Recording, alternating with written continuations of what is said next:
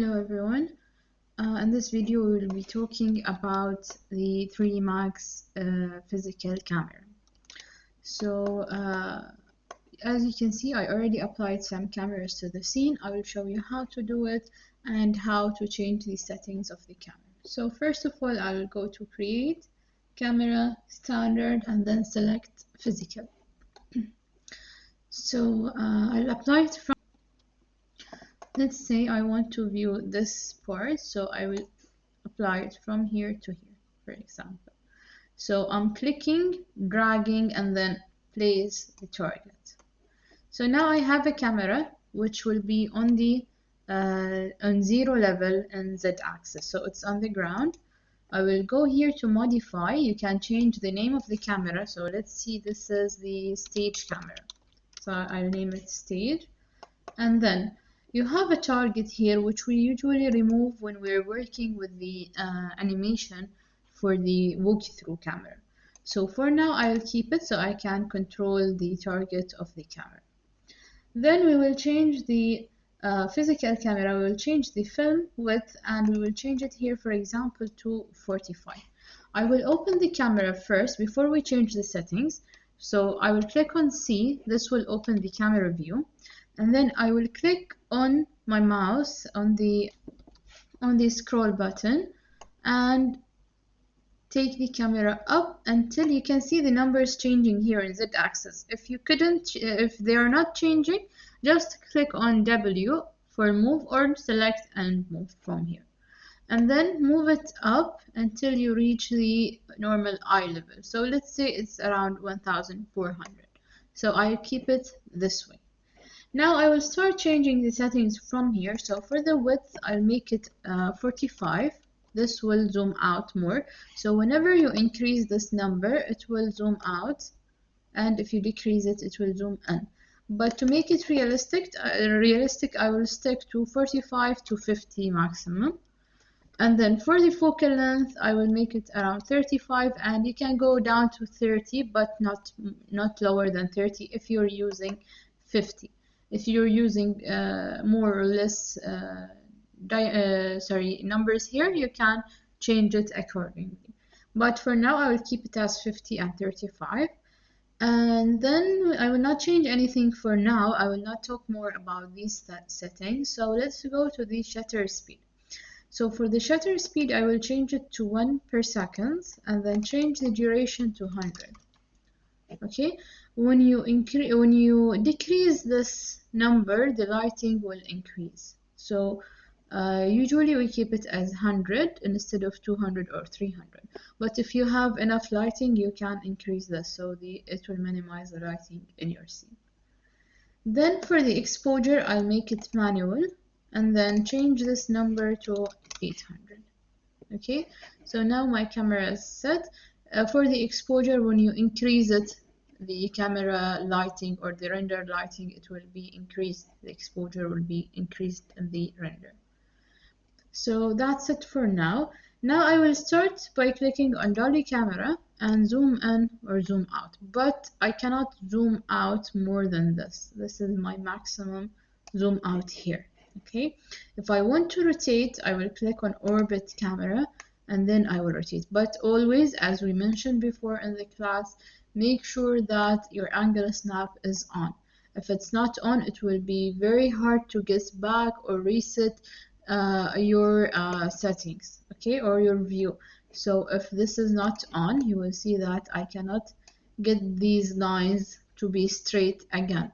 So let's go back, open this, angle snap, and then you can change the view. Even if they are not straight, you can easily get them back to straight lines. Okay, so let's say this is the view that I want. Okay, you can see that if I'm rotating a little bit, I'm still hitting the wall. So what I will do here in this case, I will zoom in, or sorry, I can zoom out, it's okay. But if I zoom in, this is the view that I will get. If I want to view a little bit more of the room, I can zoom out, okay? And then I need to remove these, but instead of hiding them, usually we have more than one camera to render.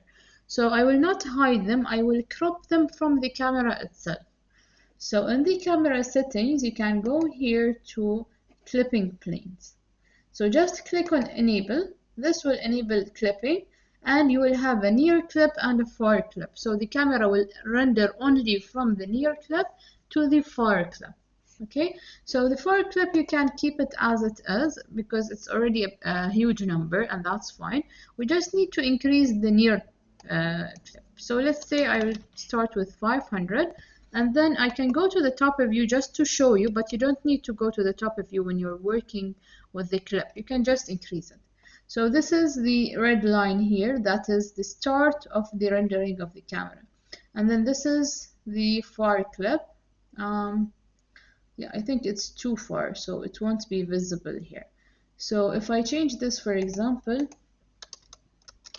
to 10,000, it would be, okay. So I'm not sure why it's not showing here in my file. So I'll keep it as 10,000, which is fine. Now for the near clipping, I will increase it more. Okay, until I cut all the parts that I don't want to see. Okay, but I will not do it here from the top of view. I will go to the camera view and then start increasing the near clip.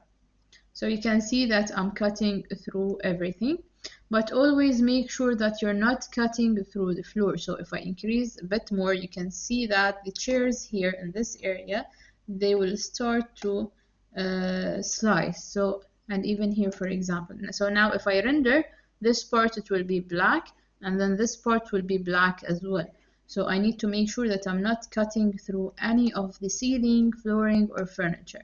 So I will decrease the number here. Okay, now this part is fine. Now when I render, I'm not supposed to have any issues with the around the scene that I'm rendering. So it's not supposed to have any black edges or black points inside the furniture. So just make sure that you don't have any of this. If everything is fine, then you're set to render and you can save your image later on. Okay, so as you can see, I don't have any black edges here at the top, nothing here at the bottom, nothing on the furniture. So I did not cut any things from the objects that will be rendered. Okay, so that's it for the camera. We have a few things that I mentioned in Project 2 video, so I will just mention them now quickly. If you want to view the top of a building, or if you're rendering an exterior, so usually the eye level will be, just select the camera. Okay. So if I'm rendering the outside, let us just try the outside. You will see sometimes that the building is 2 stories or 3 stories. So this will make it, you cannot view it in an eye level, you cannot view the whole building. You would need to go to the back, okay? And you need to go far away to see the building. So in case you have this issue, so let's consider this as 2 floors and this is my height level. So what I will do in this case, I will go to the target. So select the camera target and then move it up. But please make sure that you see the edges here, what will happen in the edges here. So if I move this target up, you will see that the edges are not straight as they were before. Okay, so I can see that I have some angles here in the lines. So to fix this, what you can do is just select the camera again. And then from here you can go to perspective control and then auto vertical tilt correction, and look what will happen to these lines. So they will become straight. Okay, so this would be a better solution, and instead of going far away and modeling all the surroundings of the building to make the image appear more accurate or more realistic. Okay, so I think that's it for the camera. The only thing I did not mention in the video, but I think you already saw me doing this. If you want to select the camera, and instead of going to the top of view, you can click here and then select camera. And if you want to select the target, again you will do the same, but then you'll select camera target. Also, we have one more thing, which is the save frame. Usually when you open 3D Max, it will be this way. If you open save frame, it will show you exactly the rendered image. So without it, the rendered image, it will not be accurate. So let's, for example, go to this camera. You can see now, if I open the frame, the view is different than when I close it. So this is what I'm viewing in the viewport here. This is not the rendered image. So if I go to Shift F, you will see that the perspective is different a little bit. Some things are hidden or some things are shown more. So always make sure that you open your save frame, so it will enable you to see the rendered image before you render it, and make sure that everything is fine, nothing is missing from your frame. Okay, so that's it about the camera. Please let us know if you have any questions, and thank you.